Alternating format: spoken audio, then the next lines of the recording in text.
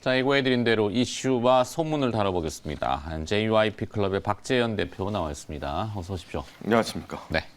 자, 뉴스들 몇 가지가 쭉 흘러갔습니다. 뭐 좀 바뀌었네요.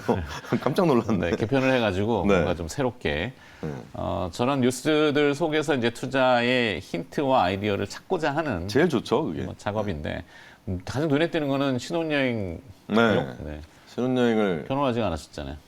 미혼. 그렇죠. 못했죠. 네, 국가 발전에 아직도 저해를 하고 있는. 이바지 못하는 아이. 왜 이렇게 결혼들이 자꾸 늦어지는지 모르겠는데. 모르겠습니다. 자, 신혼여행 해외로 갑니다. 라고 돼 있네요. 네, 갑시다는 할 수 없는 거고. 그렇죠. 혼자 갈 수 없으니까. 네. 자, 일단은 뭐 비행기 티켓 값이 하루가 다르게 오르고 있다. 뭐 이런 소식이 나오고 있고. 그게 이제 뭐 대한항공 같은 데는 주가로 투영이 되는 것 같고. 근데 이게 비싸도 간다. 이런 느낌이 좀 센 게 제 친구가 얼마 전에 사이판을 갔는데 네. 사이판은 예전부터 사람들이 많이 가긴 했지만 한국 사람들이 많이들 가시죠. 네, 근데 일주일을 간다는 거예요. 그래서 휴가를 남은 걸 써야 된다고. 그러면 요즘은 엄청 싸겠네 제가 이랬거든요. 네. 안 봤으니까 한 번도. 그랬더니 되게 비싸다는 거예요. 근데 사이판에 일주일 가서 뭐 하냐 이랬어요. 네. 할 게 없거든요. 일주일씩이나. 근데 일단은 난 갈 거야 이러면서 가더라고요. 그래서 그걸 보면서 이게 가격이 사실 지금 억눌렸던 수요를 이제 막 뚫고 나가는데 그 가격은 이 사람들에게는 큰 문제가 안 되는구나 라는 생각이 좀 들더라고요. 그래가지고 여행주에 대해서 나 뭐 여행주도 그렇고 뭐 항공주들이 주로 이제 좀 최근에 특히 좋은데 네. 항공주의 뭐 단점일까요, 약점일까요? 라는 거 보면 이제 기름값 너무 비싼 거 아니냐. 기름값이 비싸면 결국은 내가 아무리 매출을 내더라도 사람을 채워서 가도 남는 게 없잖아. 이익률이 떨어진다. 이렇게 얘기를 할 수가 있을 텐데. 네. 근데 이 항공권의 가격이 최근에 굉장히 좋습니다. 코로나 이전 수준을 완전히 뭐 더 위에 있는 상태여서 물론 뭐 대한항공 같은 경우에는 화물 운임이 얼마나 좋으냐 그것도 좋은데 여객 운임이 상당히 비싼 상태거든요. 그렇다면 유가를 어쨌든 넘어갈 수 있는 수요 있잖아요. 유가가 비싸더라도 유류 할증료라는 게 붙어도 네. 나는 비행기를 탈 거다라는 수요만 붙으면 이거는 뭐 매출이 클 뿐더러 이익률도 지켜질 수 있다라는 측면에서 봤을 때 이런 기사를 보시면 그래 항공주가 그런 약점을 뭐 언제까지일진 모르겠습니다. 왜냐하면 이 수요라는 게 또 열어주면 와 했다가 또 근데 너무 비싼 거 아니냐라고 할 수 있으니까. 근데 이 수요가 지켜진다라는 측면에서 본다면 사실 항공주들에게는 굉장히 좋은 이슈가 아닐까? 뭐 이런 생각이 좀 들어서. 주가라는 거는 항상 선제적으로 반영을 하고 그렇죠. 당겨오잖아요. 네. 네. 그럼 실제 뭐 비행기 티켓이나 뭐 몇 명이 어떻게 되고 뭐 공항 그림 쫙 나오고 그러면 네. 주가 떨어지고. 끝물 아니냐. 네, 뭐 뭐 그럴 그런 수도 것도 있고. 있는데 분명히 그런 와중에도 걱정을 했던 건 있거든요. 기름값이 너무 비싼 거 아니냐. 근데 이 기름값이 너무 비싸다라는 거를 지금 당장의 수요는 일단은 그렇습니다. 이 수요가 정말 아까도 말씀드렸다시피 언제까지 이어질지 몰라요. 하지만 그게 이어진다라는 이런 뉴스들이 있다면 사실 여러분들이 투자하는 데 있어서는 좀 그래도 괜찮겠구나 아직은 이라는 생각으로 좀 자리 잡아도 좋지 않을까. 이런 뉴스였다고 볼 수 오늘 있겠습니다. 아침에 홍남기 부총리가 또 이렇게 발표한 것들이 있는데 이제 유류세를 기존에 이제 20% 정도 인하하려고 했던 것 같아요. 네. 말씀하신 대로 이제 국제유가는 오르고 국제유가가 상승하는 분을 국내에다가 뭐 항공유라든지 아니면 휘발유, 뭐 경유 여기다 다 투영시켜 버리면은 물가가 너무 급등을 하니까. 지금 휘발유 장난 아닙니다. 그렇죠. 그래서 이제 유류세를 할인해주는 네. 세금을 깎아주는 거죠. 그쵸. 20% 하려다가 5월부터 30%로 한대요. 더 깎아준대요. 조금 몇십 원 차이 날걸요. 그러니까 세수는 줄겠지만 5월부터 3개월간 이렇게 한시적이지만 그러면 네. 이제 뭐 항공 아까 말씀하신 대로 티켓이 유류 할증료 때문에 비싸지겠지요라는 거를 조금 깎아주는 거죠. 그렇죠, 그렇죠. 네. 어쨌든간 그런 기름값이 우리 경제에 미치는 영향은 대부분 안 좋습니다. 이런 네. 고유가가. 근데 그것 때문에 걱정이 있었다면 이거 언제 팔아야 돼? 특히 갖고 계신 분들은 더 그럴 것 같은데. 그러게요. 네, 여기서 조금 더 여유를 가질 수 있는 뉴스가 아닌가. 그런 생각이 아침에 좀 드네요. WTI라는 것도 어제 $100 배럴에 100불을 깼다가 오늘 다시 103, 그다음에 이제 $104. 뭐 근데 뭐 90이나 100이나 너무 비싸서 지금 당장은. 비슷하죠. 네. 네. 자, 그런 이슈가 있어서 항공주를 계속 좀 추격을 해도 될지, 이걸 이제 거꾸로 올라가면은 뭐 리오프닝이라는 표현으로 이제 계속 대변을 하긴 합니다만. 네, 아직까지는 그래도 좀 가능하지 않을까. 네, 대신 뉴스를 좀 따라가시면서 보셔라. 네, 언제 이 수요라는 게 끊기기 시작하면 또 금방이거든요. 또 오케이. 그러니까 그런 생각은 좀 하셔라. 네. 자, 두 번째 허들로 넘어가서 두 번째는 IT 쪽 이슈를 잡아오신 것 같은데. 소부장. 소부장. 그렇죠. 네. EUV용 포토레지스트 PR이라고 하는 소부장 국산화의 마침표 이렇게 정해주셨는데 이건 어떤 의미죠? 이게 이제 예전에 우리나라가 이제 일본하고 또 화이트리스트에서 뭐 이제 제외가 됐다 이러면서 이제 갑자기 뭐 가지 않습니다, 뭐 사지 않습니다 이 난리가 났었죠. 네.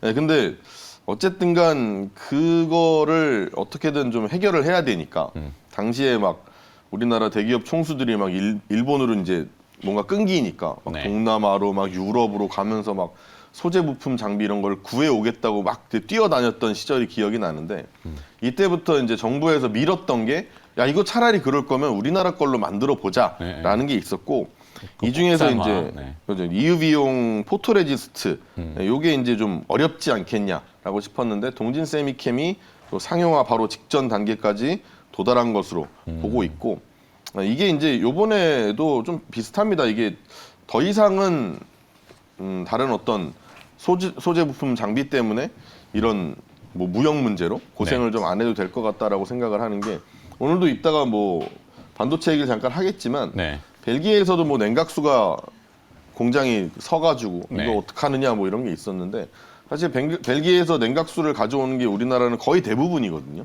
대부분인데 그러면 우린 큰일 났구나라고 생각을 해야 될 텐데 이때 예전에 일본이랑 우리가 겪었던 어려움이 있었기 때문에 우리 기업들도 나 이거 언제 이렇게 될지 몰라라는 게 있어서 네.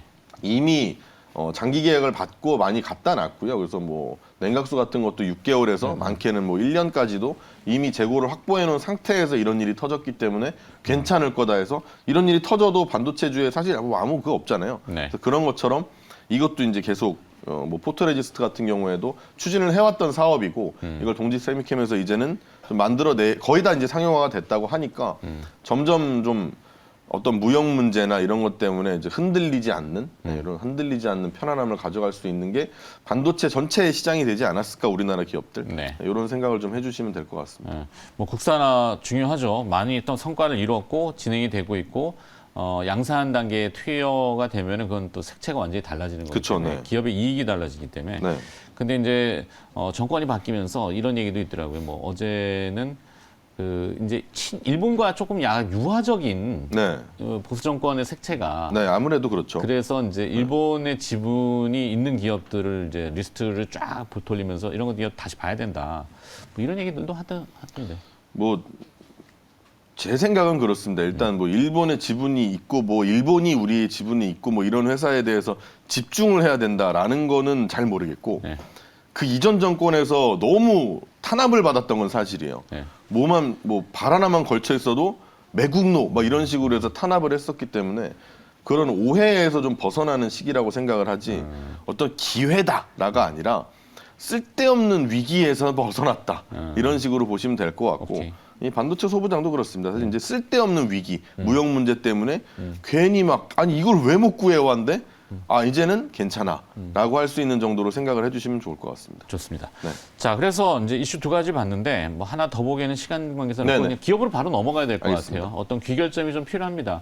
이슈 앤 기업 이렇게 되니까 뭐. 기왕 오늘 방금 전에도 얘기를 했었지만 이 이슈 중에서 과연 이런 뭐 소부장 이런 것 때문에 걱정이 있었는데 괜찮다라는 게 얘기했다시피 이제 반도체 얘기를 하려고 하고요. 네. SK 하이닉스 얘기를 좀 드리겠습니다. SK 하이닉스. SK 얘기들 하이닉스뿐만 아니라 지주사인 SK뿐만 어디에도 우리 지주사를 좀 다뤘거든요. 네. SK가 좀 뭔가 움직임들이 있는 것 같아요, 그렇죠? 그렇죠. 뭐 SK 뭐 최근에 괜찮은 편인 것 같고요. 제가 볼 때는 뭐 그룹적으로 전체 다 그런 것 같은데 이게 지난주였죠. 벨기에 지역 쪽에서 네. 3M 공장이 닫았습니다. 그래서 뭐 정책적으로 닫은 거기 때문에 이걸 뭐 어떻게 해야 된다 이걸 할 수는 없는 거고 일단 우리나라 기업들이 대부분의 냉각수를 이제 반도체 기업들이 대부분의 냉각수를 이쪽에서 받아오고 있는데 이게 이제 의외로 생각보다 여러분들이 뭐 생각하는 것보다는 반응이 거의 없었죠. 네. 근데 이게 야 그래도 언젠가는 터질 뇌관이 아닐까라고 생각하실지도 모르지만 그건 아니다라는 거고요. 이유는 말씀드렸다시피 일본과의 무역 전쟁도 그랬었고요. 또 코로나 때문에 무역이 막힌 적도 있었고요. 이런 것들 때문에 냉각수도 장기 계약을 해놓고 미리 받아놓고 앞으로 6개월 정도, 1년 정도는 그냥 쓸 수 있는 상태를 만들어놨기 때문에 괜찮다는 거고, 또 3M이 만약에 야 이거 정부에서 정책으로 닫았는데 어떻게 해? 이러면 몰라 이러고 있으면 모르겠지만 네. 그게 아니라는 거고, 3M도 이번에 2천억 가까이를 투자를 해서 인체에 유해하다는 이런 이슈를 좀 해결하려고 노력 중이라서, 그러면 뭐 이럴 수는 있잖아요. 뭐 생각 중에 야, 혹시나 그래도 이 냉각수의 부족이 장기화된다면 과연 어떻게 될 것이냐. 정말 뭐 생산이 어려울 텐데, 그렇게 본다면 제가 생각할 때는 그 시기가 만약에 가까워진다라고 친다면 네. 오히려 디램 가격의 그런 반등이 더 빠르게 나타나지 않을까라는 생각이 좀 드는 거고, 이미 사실 냉각수 얘기 나오면서 차량용 반도체 공급 부족 때문에 가격이 상승하는 제품들도 나오고 있다라는 소식도 있거든요. 그래서 SK하이닉스에 대해서도 충분히, 물론 이제 뭐 삼성전자도 비슷하긴 합니다만, 오늘 이제 SK하이닉스를 가져온 거는 그게 이제 생각보다는 훨씬 더 좋을 거다라는 말씀을 드리고 싶은 거고, 네. 좋다고 하는데 주가가 너무 안 가고 있으니까 왜 그런가에 대한 오해도 좀 풀어드리고 싶은데요. 네. 경기 둔화 우려가 좀 있긴 합니다. 뭐 중국에서 제로 코로나 정책 이런 것 때문에 그렇죠. 뭐 문이 닫는다 이러고 나니까 이제 수요가 또 줄어들 거다. 왜냐하면 반도체를 버티게 하고 있었던 지금까지의 힘은 약 아무리 뭐 공급이 어쩌고 해서 뭐 병목 현상이 그래도 결국 수요가 엄청나게 지키고 있기 때문에 괜찮은 거 아니냐고 했는데, 네. 중국 상해가 문 닫고 뭐 선진도 닫았었죠 잠시. 그러다 보니까 수요가 이제 줄어드는 거 아니냐라는 것도 있었고, 우크라이나 전쟁도 영향을 끼치면서 스마트폰도 1분기에 생각보다 훨씬 안 좋거든요. 원래 생각했던 것보다 더 안 좋아서 전년 대비 10% 넘게 이 출하량이 감소할 것으로 전망을 하고 있습니다. 근데 이게 큰 영향은 아니다라고 말씀드릴 수 있는 단서는 마이크론이 발표를 했었던 실적 발표에서 얘기를 했었던 가이던스에서 볼 수가 있는데, 네. 마이크론에서 나온 얘기가 보면은 향후 전망이 굉장히 좋았는데, 일단은 스마트폰 같은 경우에는 5G 얘기를 좀 했습니다. 그래서 5G는 기존의 4G나 이런 것들보다 더 많은 D램과 낸드가 들어가기 때문에 괜찮다. 네. 그래서 지금 당장으로는 좀 뭐 출하량이 좀 줄어들 수는 있겠지만 그래도 뭐 반도체가 나가는 거는 충분히 지켜낼 수 있다. 그러니까 아주 좋다라는 얘기가 아니고 지켜낸다라는 거고, 컴퓨터 같은 경우 PC, 이제 가정용 PC 같은 경우에는 이제 코로나가 끝나가니까 끝나가는 것 같잖아요. 그러면 네. 사람들이 집에서 PC를 쓸 일이 별로 없을 텐데 어떡하지 해서, 야 그러면 사람들이 일터로 돌아갈 때 기업용 PC가 늘어나게 될 텐데, 기업용 PC는 아무래도 가정용 PC보다는 역시나 D램과 낸드가 많이 들어가는 고용량이 많거든요. 그렇기 때문에 이것도 괜찮을 거다. 오히려 기회가 될 수 있다라는 얘기도 했었고, 그리고 이제 결국에는 사실 이 반도체 쪽은 뭐 스마트폰보다는 서버 쪽이 당연히 중요하거든요. 네. 서버가 당연히 잘 돌아간다면 스마트폰이 조금 삐끗해도 충분히 지켜낼 수가 있다는 게, 스마트폰 내에서의 메모리 칩들이 갖고 있는 원가 비율은 한 14% 5%밖에 안 되는데 네. 서버 내에서는 한 30% 이상이 된단 말이죠. 그래서 뭐 스마트폰이 조금 부진할 수 있다라는 소식은 마이크론의 실적 얘기를 들어도 그렇고, 그냥 단순 비교를 해봤을 때도 사실 서버하고 비교를 하면은 그렇게까지 힘들지 않아도 된다라는 건데, 오늘 그러면 왜 삼성전자 얘기는 안 하고 하이닉스 얘기를 하냐면, 네. 하이닉스의 주가가 너무 쌉니다. 그래서 지금 PBR 단을 보더라도 한 배 뭐 이 정도 겨우 조금 넘는 수준인데 이 정도면 역사적인 저점이거든요. 근데 고점은 1.8배 뭐 이 정도예요. PBR을 봤을 때, PBR 기준으로 보면. 그래서 만약에 뭐 아주 큰 일이 있지 않는 이상, 아주 큰 일이 있어도 떨어질 데도 없다. 이런 생각으로 보신다면 올해 만약에 주식시장을 좀 좋게 보시는 분이라면 충분히 길게 가져가실 수 있는 종목이라고 생각을 해서 네. 오늘 이야기를 좀 드려봤습니다. 알겠습니다. 앞에 이제 서두에 뭔가 밑밥을 쭉 풀어주셨고, 밑밥. 밑밥. 네. 네. 하여튼 뭐 기결점이 있으니까 SK 하이닉스 공감합니다. 네. 네. 자, JYP 클럽 박재현 대표가 오늘 화요일 또 첫 포문을 저랑 같이 열어주셨네요. 고맙습니다. 고맙습니다. 네.